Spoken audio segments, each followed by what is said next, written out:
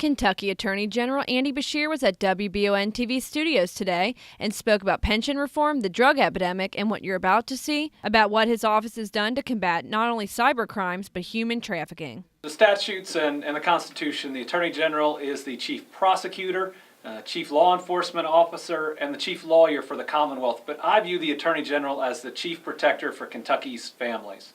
So I view what I do not as a job but as a mission.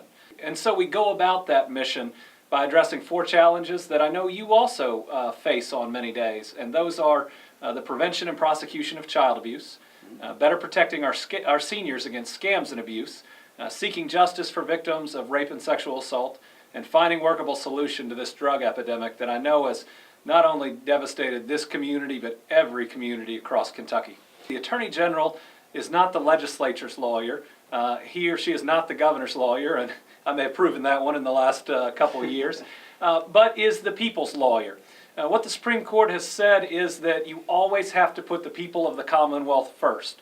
And so, for instance, when the legislature passes a law that violates constitutional rights, you have a duty to oppose that law, because supporting the Constitution and the people of the Commonwealth is your #1 job. We see our role often as stepping in the gap. We're able to look around the Commonwealth and say, where are the needs? One, when I came into office 2 years ago, is human trafficking.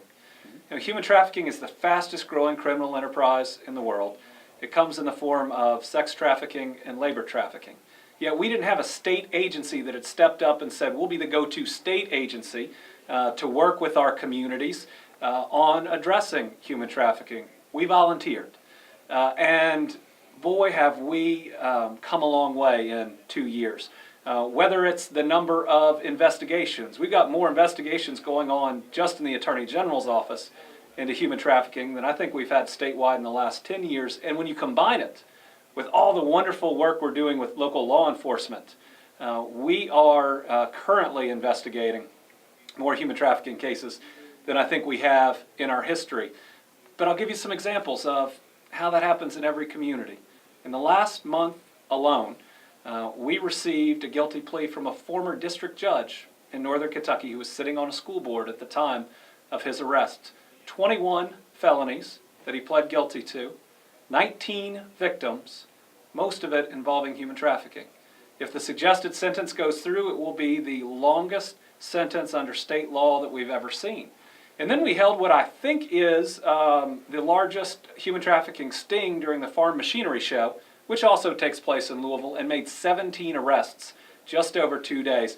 But to tell people about how this is truly in all of our communities, you know how many of those 17 had come from out of state? 0. Our cyber crimes group, which also works on human trafficking, works on catching child predators every day, and I think does some of the best work that's out there. What they do is they arrest folks who are online, and at any given time there are over 500,000 child predators online looking to take advantage of our children. In the last 2 years, we've nearly tripled the number of child predators that we've removed from Kentucky communities. If you add up our arrests, indictments, and convictions, it's over 140 with 4 active detectives. So I'm really proud of the work they do. I think it, combined with the work that you do, makes our communities just a little bit safer.